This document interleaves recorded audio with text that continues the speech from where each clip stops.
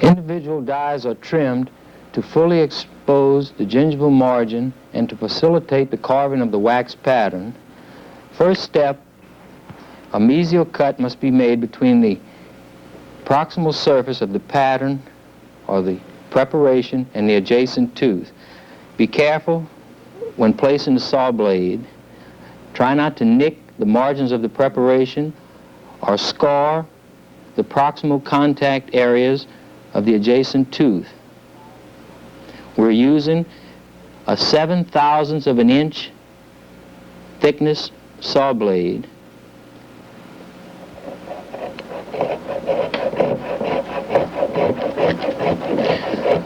The cut must be made parallel to the long axis of the crown. It must be a clean cut which extends completely through the yellow dye stone.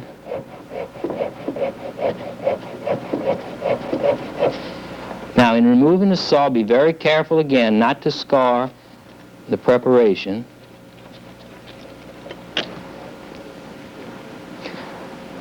Now, the saw is placed on the distal or between the teeth, and another cut is made parallel to the long axis of the crown, completely through the yellow dye stone.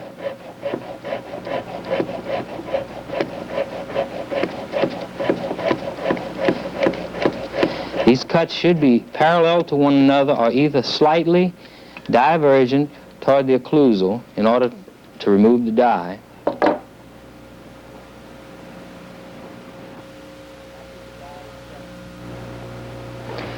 After the dye is sectioned, tap the tip of the dowel pin, which is on the bottom of the base, with a blunt instrument. I'm using the handle of the bent angle chisel, and the dye should remove from the cast. Then take a red pencil and mark all the margins, very definite.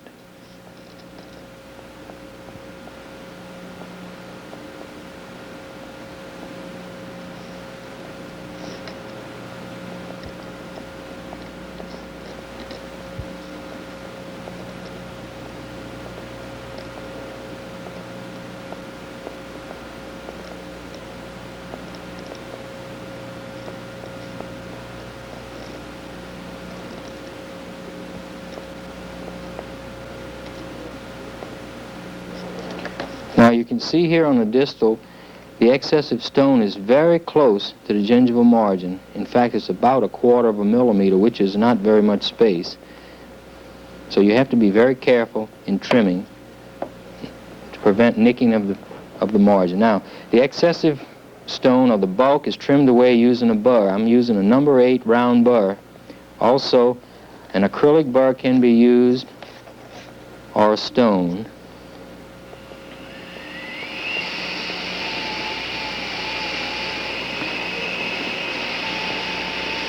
Now, I will stay a considerable distance from the edge of the gingival margin in using this burr.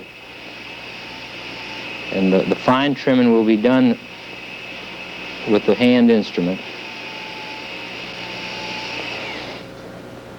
As you can see, the burr does facilitate removing the bulk of the stone away. It makes it quicker.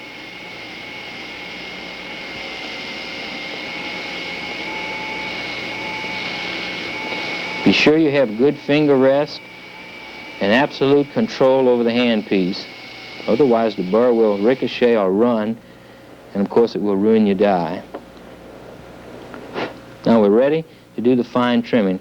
I'm going to use a bent angle chisel, and as you can see, the blade of the instrument does not block out my view, and that's my main reason for using this chisel. Now you can see that the mesial margin or mesial gingival margin is very well exposed. It's fully exposed. There's no excessive dye material to prevent proper carving of the wax pattern. Now we'll turn over and go to the distal. This time I'll use a sharp pocket knife just to show a different type of an instrument. And you can do this, but be very careful not to nick the margin, because of course if you nick the margin it would require a new impression.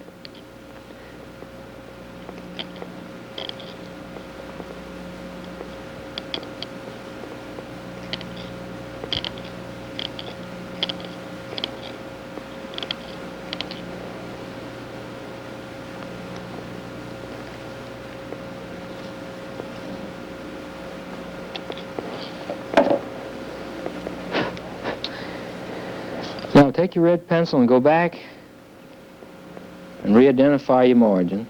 And as you can see on the mesial and the distal, all the excessive stone has been trimmed away, and it makes it very easy during the wax up to carve the wax pattern flush at the margins, or exact at the margins.